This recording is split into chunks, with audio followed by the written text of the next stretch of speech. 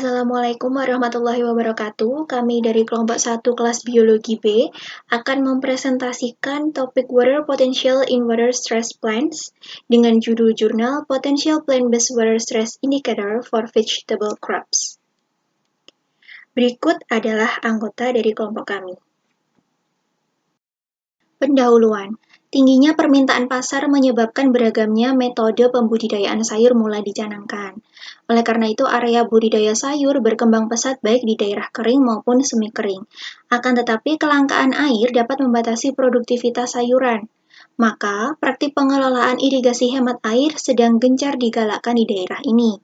Sayuran merupakan tanaman yang sensitif terhadap tekanan air. Mengapa?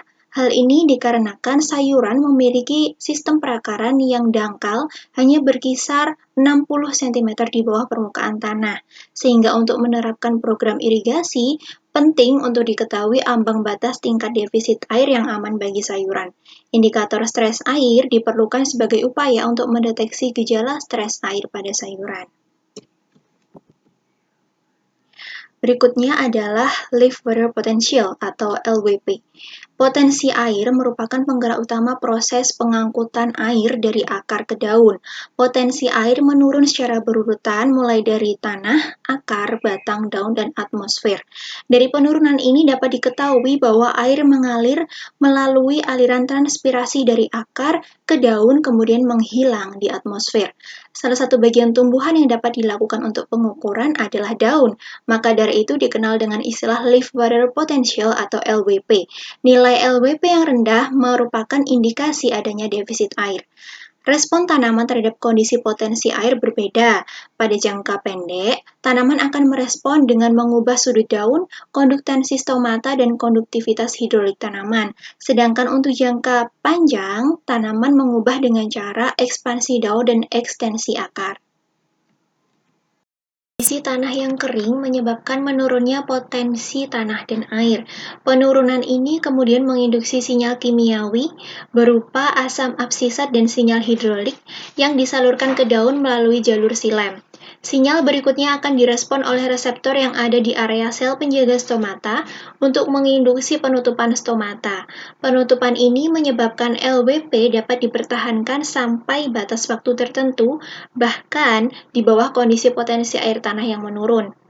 Tanaman melakukan penutupan stomata sebagai langkah untuk meminimalisir kehilangan air ke atmosfer guna mencegah defisit air yang merugikan. Tanaman dengan respon ini dikelompokkan dalam tanaman isohydric.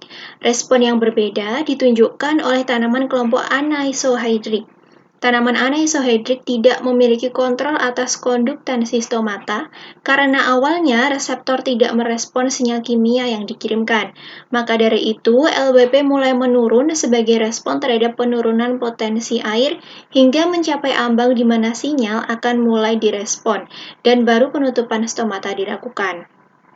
Oleh karena itu, LWP baik diterapkan pada tanaman anisohydric karena keterkaitannya yang erat dengan potensi air tanah dan sebagai salah satu alat bantu penjadwalan irigasi hemat air. Berikut adalah contoh tanaman dalam pengklasifikasian isohydric dan anisohydric. Meskipun dua kategori tersebut berguna untuk menentukan klasifikasi kebutuhan air tanaman, perlu diketahui bahwa perbedaan keduanya tidak selalu jelas. Jones menegaskan bahwa tidak ada tanaman isohydric dan anisohydric yang murni. Saya Muhammad Rana Saposeno. Di sini saya akan menjelaskan mengenai relative water content. Relative water content adalah perbandingan antara kadar air dengan kemungkinan kadar air maksimal pada daun dari suatu tanaman.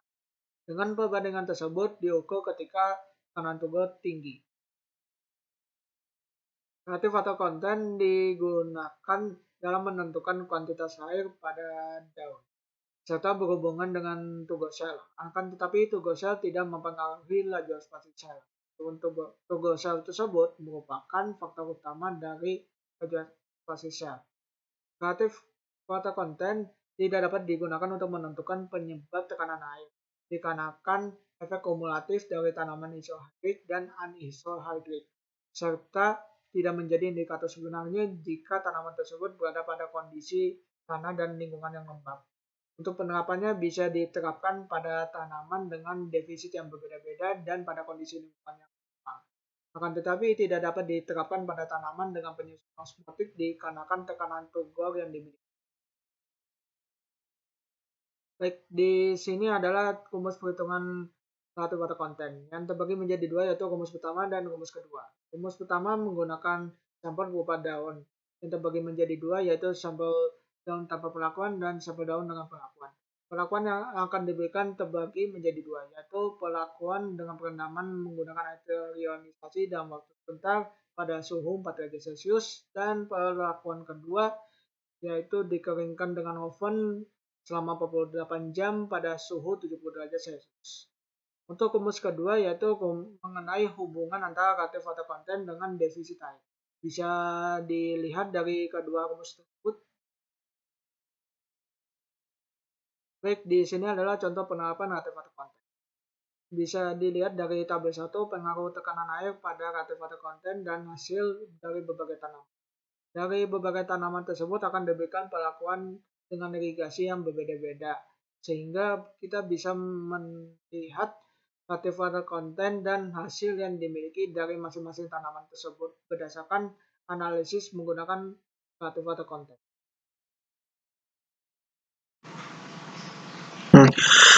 Kemudian indikator yang ketiga adalah fotosintesis. Nah, fotosintesis itu akan menurun saat kondisi tanaman itu stres air. Nah, apa sih penyebabnya?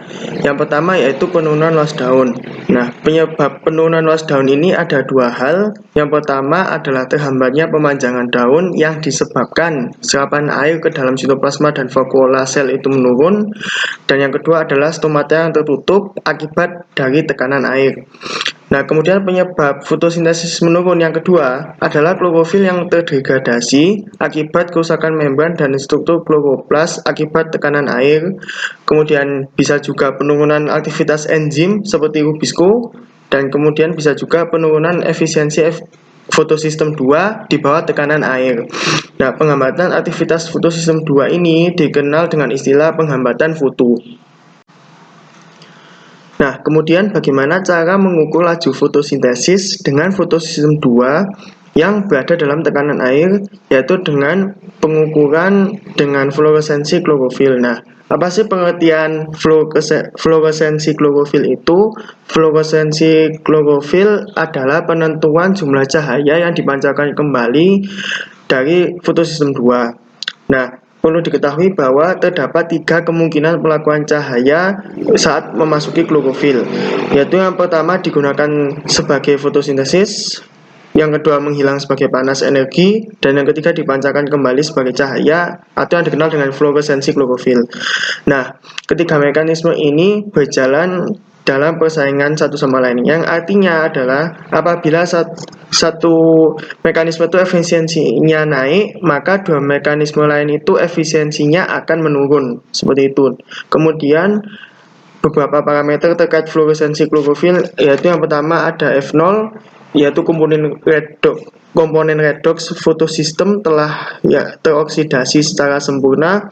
Yang kedua ada Fm, yaitu radiasi jenuh saat akseptor elektron tereduksi. Dan yang ketiga Fv, yaitu reduksi akseptor elektron primer pada waktu tertentu dengan rumus F0 dikurangi Fm. Nah, selanjutnya adalah konduksansi stomata.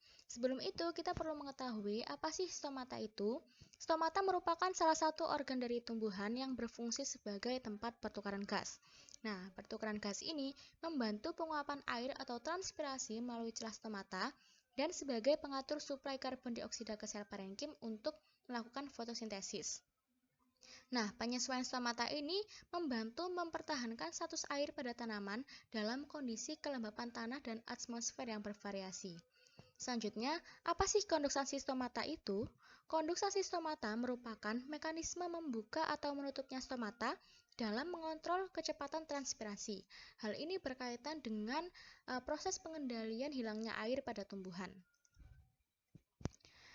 Nah, konduksasi stomata dapat diamati dengan alat yang bernama leaf barometer.